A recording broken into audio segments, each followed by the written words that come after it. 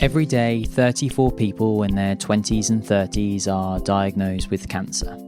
On the 7th of July 2015, I was one of the 34. On the 28th of August 2008, I was one of the 34. But what about when you're in your teens? Because teenagers get diagnosed too. These are the stories of what happens afterwards. This is AfterThoughts. The teenagers. Hello, Alice May Purkiss. Hi, Toby. Here we are for the last recording of Series 4, our delightful dive into the teenage years.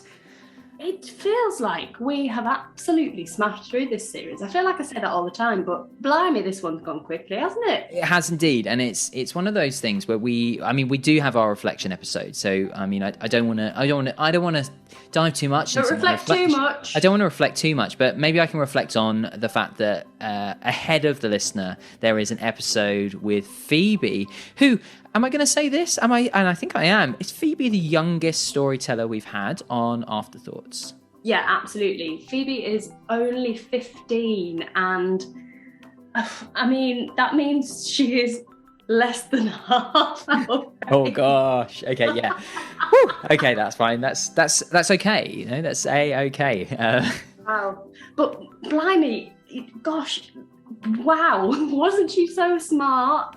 And eloquent and thoughtful, and just I loved speaking to Phoebe. I loved spending the last couple of hours chatting to her about her experiences of cancer, but also just chatting to her generally. I thought she was brilliant, and I absolutely loved having her on. I'm so glad she's been part of this series of Afterthoughts. Oh yeah, it's definitely that sense of like you're about to hear the stories of a teenager, and like there's so much humanity in these stories, and I can't wait for listeners to hear it. So should we pass over to Phoebe?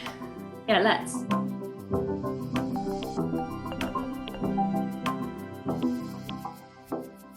Hello everyone, and welcome to another episode of Afterthoughts. Hello Alice. Hi Toby, how are you? Very well, thank you. How are you? Yeah, I'm great, and I'm very excited to be joined for this episode by Phoebe. Welcome, Phoebe. Hi. How are you? I'm doing good, yeah. Good, and you're on half term this week? Luckily. Oh, I only get 1 week, though. Oh, do you? So this is the end of your half term, isn't it? Yeah. Have you enjoyed your week off? Yeah, it's been really nice getting proper sleep for once and not having to worry about GCSEs and stuff for a week. Yeah, because you're going in. Are you in year 10 or year 11? Year 11. Year 11. So GCSEs are on the cards. I don't want to say very soon, but they're on the cards in a reasonable amount of time. Woohoo! Yeah.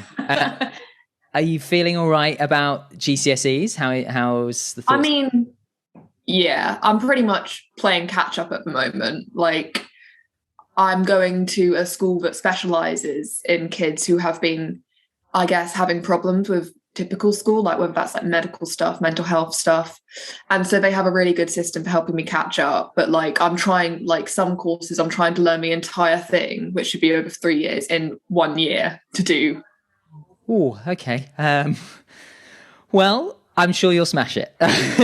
I'm sure you will as well. What's been your favourite thing about being off this week? What have you been enjoying doing? What have you been up to? Ooh, sleeping, I'd probably say. Fair enough. Girl after my own heart. My sleeping schedule is just completely tipped on its head. I'm not waking up until like 1 o'clock most days, and then I'm going to sleep at like 3 a.m. Oh, next week is going to be a struggle. Yeah. Yep. Should we dive in to our quickfire round and ask these quickfire questions? Well, I think it's important to check. Phoebe, are you ready for this? Yeah, I think so. Phoebe, could you tell us what pronouns you use, please? She, her. And who do people say that you look like? Oh God, I don't know. I've never. I guess my mum. That's probably a really boring answer, but just a given, I guess. Okay, Phoebe, would you rather live by the sea or by the mountains? Ooh, I think sea, probably, because mountains, there'd be a lot of climbing and I'm too much walking. Sea, there'd be a lot of like seafood and stuff. So it'd be nice. But only if it was in like a foreign country, because then it would be all nice and warm and you could actually swim in it rather than just like freezing to death all the time. I love that. Would you rather time travel forwards or backwards? Ooh. That's a difficult question, because I would probably say backwards as long as I was allowed to choose like the conditions, because it would suck if I just said, oh, I want to go backwards, and then suddenly got like plummeted into the middle of like, I don't know, the Battle of 1066 or something, or like the 1300s and immediately got burned as a witch. So like backwards, but if I could choose the conditions, because it would be fun to like see what like Tudor England, because I love Tudors, what would be like for like a week and then come back, but not stay there, because no thank you. And nobody wants to be burnt as a witch, do they? No. What's your favourite part of a roast dinner? Ooh, that Yorkshire puddings. Getting a lot of votes for Yorkshires, aren't we? So many Yorkshires. Yeah. Who is your celebrity fascination, not crush? I'd probably say Tom Holland, actually, just because I'm a really big fan of his, because I actually did a podcast with his brother a little while back, and that was really awesome. And he sent me a video while I was in hospital. So yeah, he's really cool. Plus, I just love Spider-Man. Yeah. What superpower would you choose if you could have one? Telekinesis, that would be fun, because then you could like, if it was like strong telekinesis, like, I don't know, like 11 from Stranger Things or something. Yes. Without the nose. Because I mean, like that, then you can do all the cool things like you can do with other superpowers. Like you can like fly. Technically, you can just move stuff around. When you're sitting down and wanting to grab your remote or something, you don't have to get up. It's like a win-win. That's so true. That is such a good one. What is your go-to karaoke song? I've never actually done karaoke. Oh God.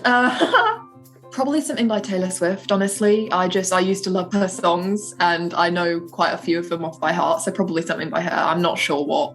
Another vote for Taylor. Another vote for Tay-Tay. I'm very happy with that. Would you rather be a hawk or a hedgehog? Hawk. Yeah, definitely hawk. Flying sounds awesome. Plus hedgehogs, I mean, what can they actually do? They're just spiky mice. Spiky mice. Brilliant. I love that. And lastly, Phoebe, could you give us just a one-line summary of what your cancer diagnosis was, please? Osteosarcoma, which is a type of bone cancer. I had a big one of those in my knee.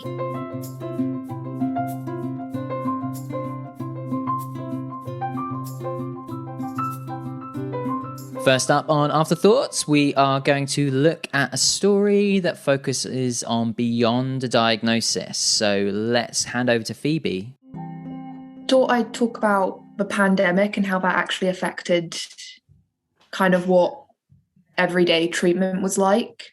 So it was quite difficult for everyone on the ward because of COVID. Like there were the support people you'd usually see coming around and like handing out cupcakes, offering to show a magic trick or play a game, were not there.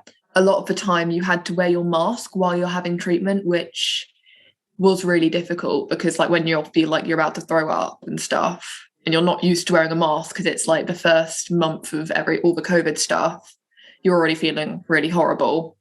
Things slowly started to close. Like first the cafe downstairs closed, then the people from outside and charities and stuff stopped coming in. And then the nurses were always, I mean, they wore masks quite a lot the time before, but they were always wearing masks and gloves and kind of sometimes they even wore the face shields. And then there was all the social distancing stuff that was put in, like there's none of the clubs where for all the kids there that you can interact with other people, there's none of that anymore. And then kind of we come in one day and I kind of realize, well, this is basically, this that's going to sound weird, but it feels like a hospital, because when I first came in, it kind of felt still medically, but there was all this nice stuff. There was like a jukebox, they had like people coming around giving you sweets and stuff. They had people come offering to play a game of chess with you, or like whatever. And lots of times you didn't feel well enough to do that, but just knowing there was that option was pretty comforting, because it felt more homey or schooly or whatever. And then it just really felt like a hospital. And so it was really quite difficult, kind of, especially at the beginning, because no one knew what was happening or when it would go away, and even the nurses are pretty scared of it all. And it was quite, I guess, terrifying for us as well, because no one really knew how it would affect people on chemotherapy. It was a really new thing. Like for other illnesses and stuff, you knew what it would do, but no one knew if it would be worse or if it would be the same, or if, I mean, you'd see everyone on the news being like, oh, it only affects people who aren't healthy, it only affects old people, it only affects immunocompromised people. And then you'd be kind of sitting there like on social media like, well, I am immunocompromised, so what does that mean for me? And I know all that kind of stuff, it only affects you if you're immunocompromised, was trying to reassure the majority of people. But it was really terrifying when you're constantly kind of sitting in a room with a bunch of immunocompromised people and their parents, and whoever their parents has interacted with in the past few days is just coming with that. And you're being told, oh, don't worry, it only affects you if you're not healthy. And it's like, well, that's not helpful. And so you're just not talking to anyone apart from, I mean, my mum and then the nurses for days on end. You're always wearing masks. There's nothing that makes you feel like a kid actually in there at all, if you know what I mean. There's nothing, like, you can never say, oh, this, even though I'm going into hospital, I feel like a normal kid. I did just feel like kind of a patient rather than a teenager.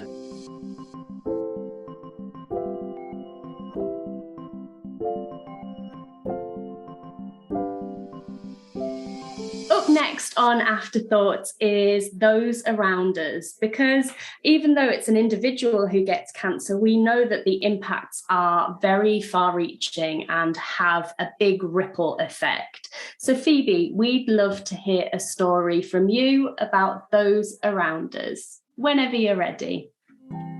Okay, so this was near the beginning of my treatment. I've been going for about a month to chemotherapy, and that was around when my dad stopped being able to take as much time off to look after my sister. He was starting a new job, and it was a new business, and it was a very important time in that.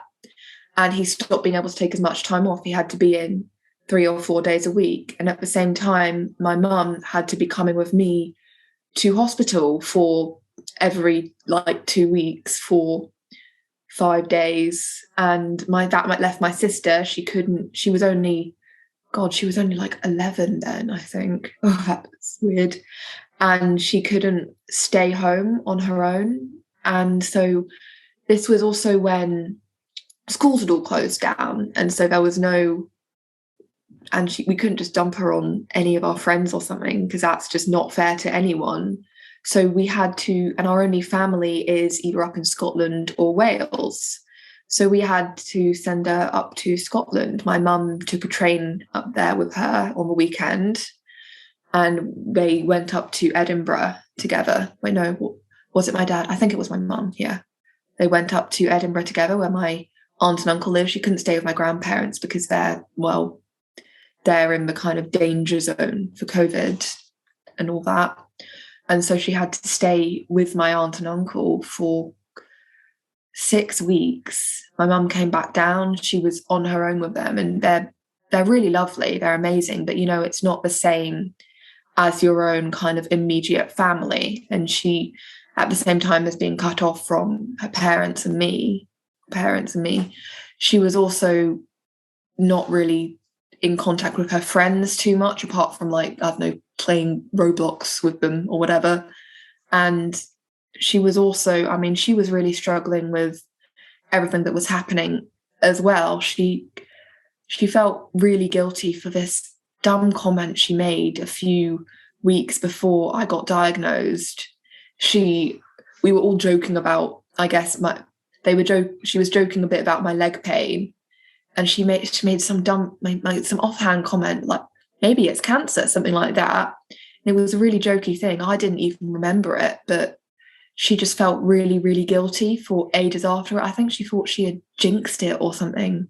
And so, as well as all that, she couldn't really get the support she needed from any of us, because we were all kind of my dad was having to work really hard, so we'd have enough money to stay afloat through all this. My mum was having to look after me, and I was just completely out of it. Like I was on chemo, and it makes your brain go boop. Like I couldn't focus on reading like a poster, let alone kind of be a kind of proper big sister to her. And so she, while it was happening, had to stay up with my aunt and uncle, and she stayed there for 6 weeks, which is the longest her or me have ever stayed away from our parents. And this was just so hard on her.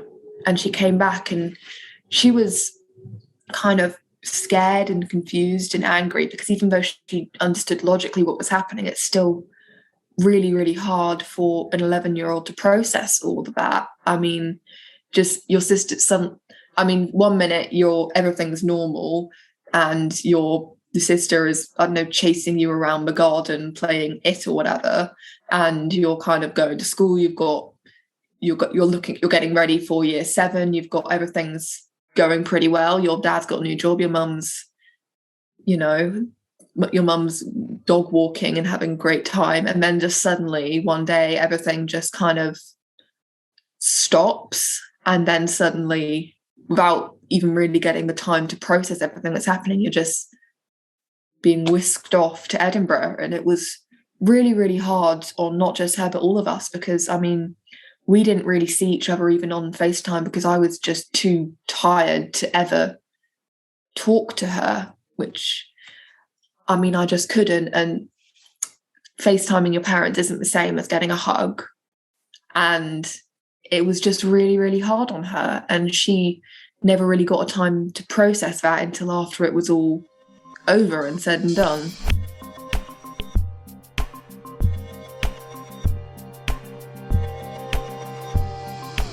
Now we're going to dive into Phoebe's story on invisible impacts. This is a chance for us to see some of the unseen.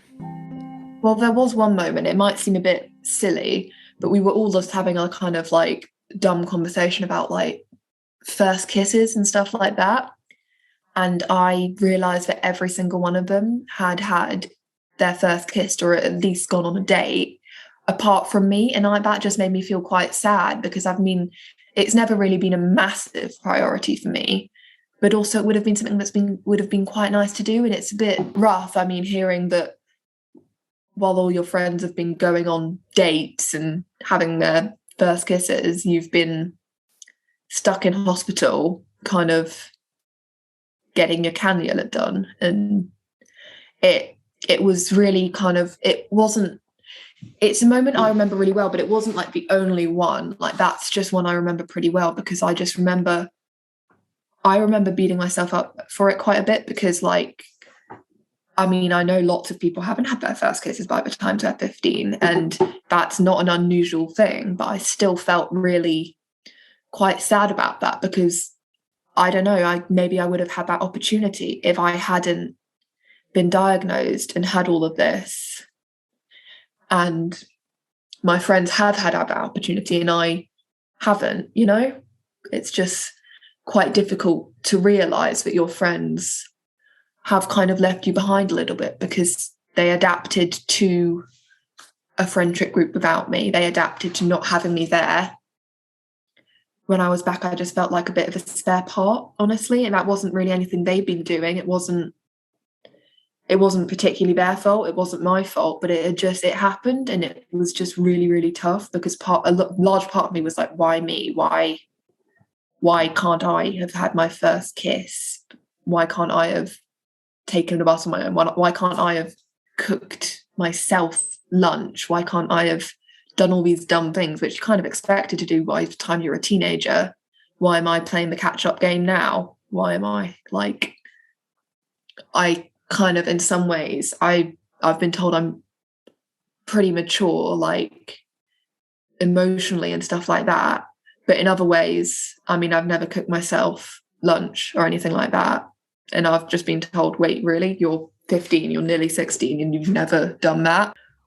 I definitely grew apart on different levels. Like in some, after everything happened, I felt I was like so much more mature than them in some ways. But then in other ways, they were so much more mature than me. Like, it's kind of like, I know my way around a hospital. I can emotionally kind of deal with all of that, but never taken a bus on my own, you know, like that sort of stuff. Like, just kind of, there's a real gap. And if it was just one thing, it could kind of be a bit different, but kind of in some ways, I'm really far ahead of everyone I used to know, but in other ways, I'm just struggling to catch up. And now we are going to explore some stories around the theme of teenage kicks. Because when you're a teenager who's had cancer, you get to experience some things that your peers won't necessarily experience. So Phoebe is going to tell us a story around this theme. Okay, so it was a pretty normal day. This sounds like the start of every story ever. Just, it was a normal day. But I was going to clinic with Dr. Strauss. She's amazing. I love her. She's the best. Sorry. But yeah, I was about to go to clinic with her, and I just felt a little strange. And I didn't really realise anything was wrong until I got called into the meeting, and my mum wheeled me in. We were all prepared, and then she asked me a question. I tried to talk, and it came out literally, you know, you'll see people who are having a stroke and they're like, oh, like their words just won't form. It was like that. Like, I had the words in my mind, but they just wouldn't actually come out of my mouth. They were just really wrong. And then just everyone panicked. I swear it was like that thing where it like a screech to a halt and everyone's just like, and then just suddenly everyone was moving. Like, the nurses came in, they took my blood pressure, they took a blood sample, they gave me they had like an ultrasound machine in the cancer center, so they just gave me one of those like on the spot. And I was terrified. Like, my mum was terrified, I was terrified. Like, I was like, in my head I was like, oh my god, am I having a stroke? Am I like, what's happening to me? Is something wrong? Am I going to part of me was wondering if I was going to die, honestly, because like I was that terrified. And like, I went down to the x-ray and I had to type some stuff out on my phone, and it was still really hard. My hands were shaking a little bit because I was like really scared, but I had to type stuff out on my phone, answers to how I was feeling and stuff. I was playing a dumb game on my phone as well to try and distract myself. I had a head x-ray, a brain x-ray. I'm not sure how to describe that. Some sort of scan, on my brain. And then I went upstairs, and there was this side room. Normally, the teenage cancer ward is normally just a small ward that's like separate from a hospital. But they do have a few side rooms. I went into one of those, and I was just sitting there. I was watching this documentary. My mum had called my dad up. He was up north at work. He got a speeding ticket from how fast he drove down, which was just amazing. And then they were both there, even though there's a rule that there's only supposed to be one parent there. They were both there in the room with me, and I was just trying to distract myself. I was watching a documentary on like hazards in the Tudor home or something like that, just to try and distract myself. I remember that so vividly for some reason, the documentary. And I got to ride an ambulance, which was, I mean, admittedly, it was for like a minute because the hospital was a minute away, but yeah, it was cool. I mean, I probably would have enjoyed it more if I wasn't worried about dying, but you know, take what you can get. And so I got rushed to the hospital, and everything was just terrifying at that point. I was having all these scans, and my words had come back a little, but they still weren't like they were before. My dad wasn't able to come into all these things with me because it's much stricter in the main hospital about the whole one parent policy, and that's just for minors. Like if you're over 18, you're not allowed anyone with you. I got put in a room and I got taken off all my meds, like everything, like the morphine, the sertraline, which, I mean, you can't just stopping all of that kind of just with no weaning off. That's just because they didn't know what I was having a reaction to. And all these scans, I mean, it took like a few days for the scans to actually come back. And so I actually went into withdrawal, which not fun, don't recommend it. 0 out of 10. And so I was going into withdrawal. I was probably not very nice to the nurses and doctors because I was like just yelling at them, like, when's it going to come back? But like eventually it did all come back, and I was able to start talking again, and it turned out it was a reaction to the chemotherapy. I'm not sure what the medical terms for it, but it like interrupted a pathway in my brain. I don't know, but I don't know really, but I just know it affected something in my brain, the chemotherapy I was having. And I got to go home after a few days, and we were just all completely shell-shocked. And then the next day we went into an appointment with Dr. Strauss, and she said, the chemo you had a reaction to is your best shot at beating the cancer. There's a chance it might happen again, but we do recommend continuing with it because it's your best chance of beating the cancer. And because it was only a small chance, I went back on the chemo, and I had to stay on this chemo. And sometimes I would just randomly say out loud, hello, my name is Phoebe. That became a sort of verbal kind of tick almost for me, because I was terrified something like that would happen again. And if I said that out loud, I knew it wasn't happening and I knew everything was okay. On Afterthoughts, we are going to dive into the Lost Conversations section. This is an opportunity for us to hear a story about one of those things that we might not be talking about as much in the young cancer community. And so we're going to hand over to Phoebe now for Lost Conversations. Okay, so the year, I did not have a very good few years even before I was diagnosed with cancer. The years before, I had whooping cough, actually, which was, it wasn't as bad as that, but afterwards I had something called post-viral fatigue. So I was like basically really, really fatigued and tired and not moving or doing anything for like 9 months. So, and then I just recovered from all that, and it'd been some holidays when my knee started to hurt. And there is a point to all this. After that, we didn't think it was a big deal at first. I thought I must have just bumped it or something. But after we first went to the GP, they told us, well, you haven't been using your leg for so long. You've been lying around.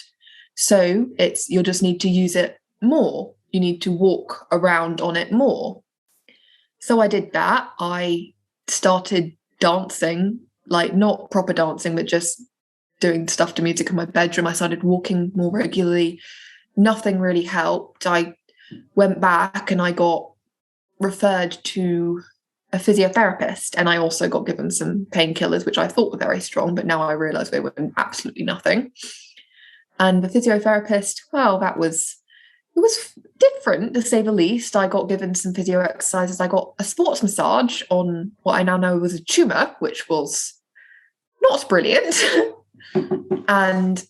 And finally, I got referred to a specialist who they didn't know what it was. And I got given everything. I got given an ultrasound, and I got told I had fluid around the joint, something like that. I got so many different people telling me it was different things. I got someone told me I'd strained it. Someone told me it was a ligaments problem. Someone else told me it was a joints problem.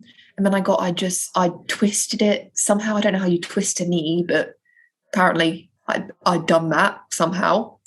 I got given all these different diagnoses. At one point I was in so much pain, but my mum drove me to A&E at 6 a.m. and we asked for an x-ray, and the any person took one look at it, gave it like a brief examination and just told us, no, it's to do with your ligaments, it's nothing to do with your bones. I can't give you an x-ray. You need to wait your turn like everyone else. So yeah, I'm still a little bit mad about that. And then a few weeks after, I tried everything. School had even started telling me, Phoebe, you need to get this sorted so you can get back into PE. You're going to miss all of this. And I got told by school I needed to get it sorted already because I'd already missed too much school, which, thank you, school. That was very supportive of you. And so I finally got to the hospital, and I was honestly expecting more nothing, if that makes any sense. I was expecting him to say, I'm not sure what it is. Let me refer you to a specialist. You know, a specialist, another specialist, another specialist, just something like that. And got given an x-ray by this doctor. We waited for a while, got sent down to have an x-ray. I met this lovely woman and her son, me and my mum. They were very nice. He'd done something to his ankle. Hope you're doing better than I did. Hope it was just a sprain or something, wherever you are. And they were really nice. I took a photo of myself in a hospital gown because I thought it was going to be the first and last time I'd ever wear one. Haha. Very funny, Phoebe. And then I got the x-ray, and after I'd done it, I got sent back for another one because I guess they just didn't really believe it was happening, because I mean, osteosarcoma is really rare. Every GP will usually only get like one case in their whole career. It's so rare, and especially in someone my age, it's not really, I don't think it's very likely. I mean, it's not something you'd expect at all. And so I went up, and I kind of knew something was wrong when there was a nurse in the room, because the doctor was one of those kind of very good at their job, but not good at the whole bedside manner kind of like doctors. Like, he told me, oh, you had whooping cough. That's fascinating. I'd never met someone with whooping cough. How bad was it? And stuff like that. And I was just a bit like, feeling a bit awkward. So there was a nurse there, because nurses are always usually really nice and good at the comforting stuff. And yeah, he told me it was an osteosarcoma, and it was obvious me and my mum had no idea what that was. And he told us it was a bone tumor.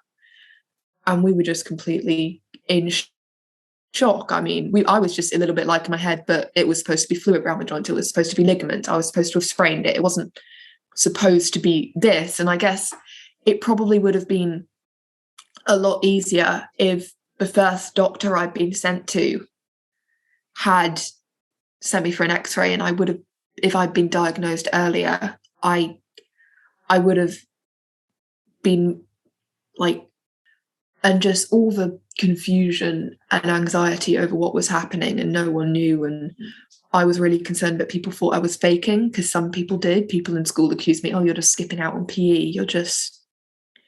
I was really anxious about that, because like I said before, I was a people pleaser. I hated people thinking that I was faking, because it was horrible to me, because I always worked really hard in school. I tried my hardest, and I was never one of the kids who kind of spoke out in lessons or did anything like that. I tried to get my hardest grades, and that people still thought I would fake something like this was really, it really hurt me. And just not getting that diagnosis until months and months after I'd first started to go to the doctors, it meant months of that kind of, I guess, borderline bullying for other people, because it was people just constantly telling me, oh, come on, what do you mean you need to sit down? You can stand. Oh, what are you doing? And kind of stuff like that. And just this whole journey to diagnosis, it was so much harder than it should have been. The whole misdiagnosis thing, it shouldn't be happening. There should definitely be more awareness that stuff like this can happen. And there should be procedures in place, I guess. I mean, I know it's pretty rare, but it still happens. And just because we're the kind of people like me are the anomaly doesn't mean that we don't deserve to be kind of believed and then given the necessary treatment as soon as possible. And And finally, on Afterthoughts, as ever, we like to finish with a little bit of lightness, because as with everything, there is often light that can be found with the dark. So Phoebe, we would love to hear a don't laugh story from you. So I found it completely hilarious. My mum tried, during all the hospital visits, she tried so hard to keep my spirits up. And there was this one thing. I was going to hospital, and we were, because something was wrong with my lungs. I can't even remember what it was at first. The symptoms were, we got put in this room. We called it the blue room of doom, because it was just so blue. There were blue curtains. There was blue paint on the walls, and it was so hot. I mean, it was like an oven in there. And we were just staying there overnight, and we were just both feeling really ugh. And my mum, she tried to cheer me up. She blew up one of the hospital glove thingies. The doctors and nurses, they walked in, but they were just wearing hazmat suits. They were literally just wearing the kind of, because it turned out I had been diagnosed with COVID, and it wasn't funny at the time, but the doctor just walked in in a full hazmat suit, the mask, the visor, the suit and everything. And he just looked at my mum just holding this blown up glove, and there was just, I swear he questioned life or something. He was just he just looked so disappointed in everything. Just the doctors coming in to tell me I had COVID. It was supposed to be something really serious, but me and my mum, we just couldn't stop laughing. Just because we'd just be messing around, and then suddenly they just came in, and it was just oh. Oh my goodness! I bet you two were schoolgirls been told off by the head teacher. Yeah, I did. My mum said afterwards she did feel a little bit like that. And her name was not Hannah anymore. When she's in hospital, she's just Mum to everyone. Yeah. Could Mum come over here, please? And stuff like that. I mean, but she was really awesome when we were in hospital. She tried to keep my spirits and everything. She did TikTok dances at one point. Yes. Yes, Mum. Yeah, but it was I was feeling so down, and I was just Mum, I would love you to do a TikTok dance right now, because I cannot stand up. And so she did. Oh, your mum sounds like such a legend, and what a fantastic person to have keeping you company through all of that. And I love that she did TikTok videos for you. Love a TikTok video. I mean, Dr. Bob does lots of TikTok videos as well. Who's we love Dr. Bob. Big fan of the pod and things. And I tell you what, Phoebe, this has been such a great episode. Fantastic. And just so many stories that we've never heard before. So thank you so much for coming on the podcast and sharing your stories with us. Yeah, thank you for giving up your Friday evening. We've loved having you on. Well, thanks for letting me do this. This has been amazing. I've loved it. Oh, hooray! Thanks, Phoebe. Thank you.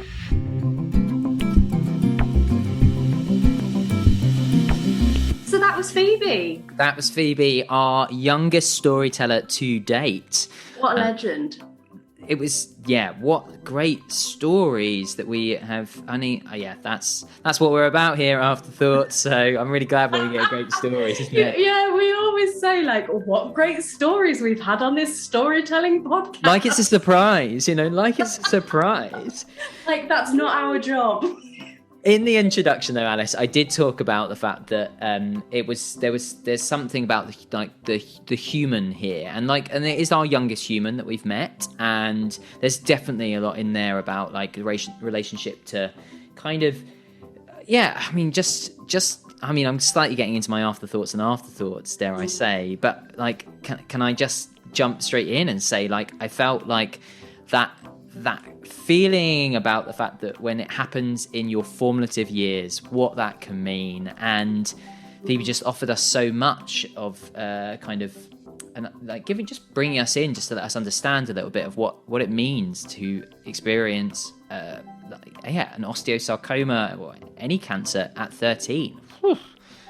Yeah, and I think it's really interesting actually, because we had Loz on the first series of, we had Loz on the last series of the teenage years, and they were 14 when they were diagnosed with cancer, but obviously we were talking to them when they were 17. So not only is Phoebe our youngest storyteller, but I think they're our youngest person who has experienced cancer as well. Yeah. And I think that was really interesting to, like you say, talk to them about their formative years and how that's impacted them, and looking at that from that really young perspective. So Toby, tell me a little bit more about your afterthoughts on this episode of Afterthoughts. Yes, sorry, I dived into it far too early, didn't I? It's not like I've done this before, but I must. Yeah, it was that about like what happens when you're just figuring out who you are as a teenager and things, and then cancer comes along and it becomes this.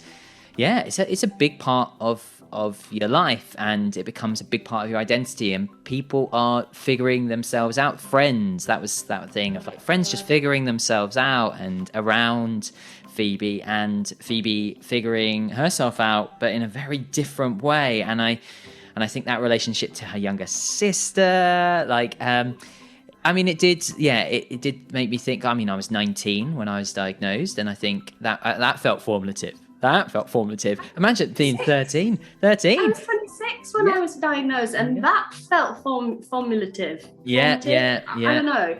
But like, and I was thinking about you, and I think you were 19. And then to think about Phoebe and think... Yeah, and... Wow.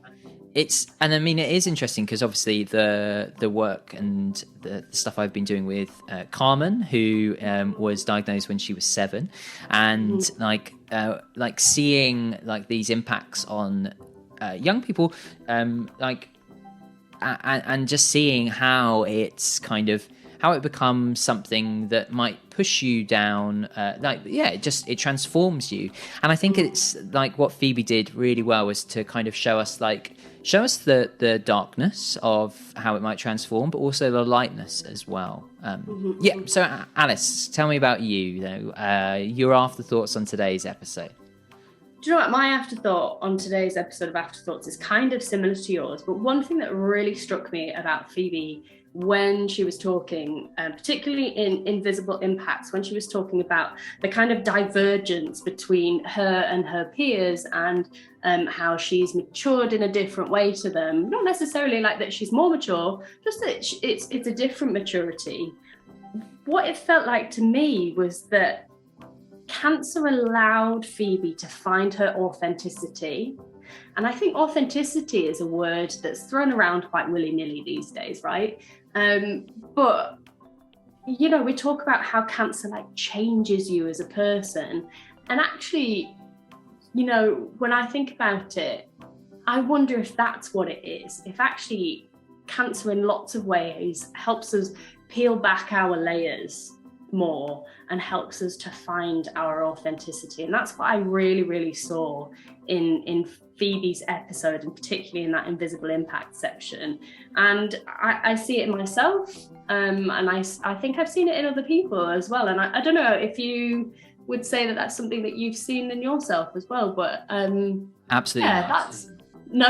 You're like, it's bullshit. No, never heard of that before in my life. No, no, definitely. And I think it, like, I really love that word, Alice. I think that's great. Thanks. Yeah, I think I did words. Yeah, that's beautiful. I think let's hold on to that word as we move forward, because I think that's it. We always we meet these brilliant young humans, and they are so authentic with us, and I wonder if that's because of what they're sharing as well. So what a lovely episode, and so great to have Phoebe with us, and I hope the listeners have enjoyed hearing her stories.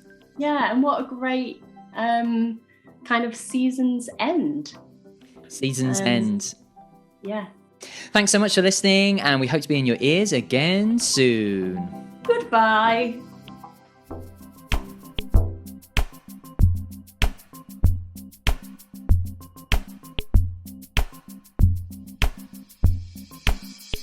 If today's episode of Afterthoughts has brought up any thoughts or feelings that you'd like to speak to someone about, we really recommend grabbing a cuppa with a friend or dropping them a message. There are tons of charities out there who can help you if you've been through cancer and need a bit of extra psychological support. Thanks so much to Teenage Cancer Trust for supporting Afterthoughts, the teenage years, and supporting teens and young adults diagnosed with cancer in the UK. The work they do is incredible. Find out more at teenagecancertrust.org. Afterthoughts is produced by Alice May Purkiss and Toby Peach from Beyond Arts, with sound design from Dinah Mullen and Kieran Lucas.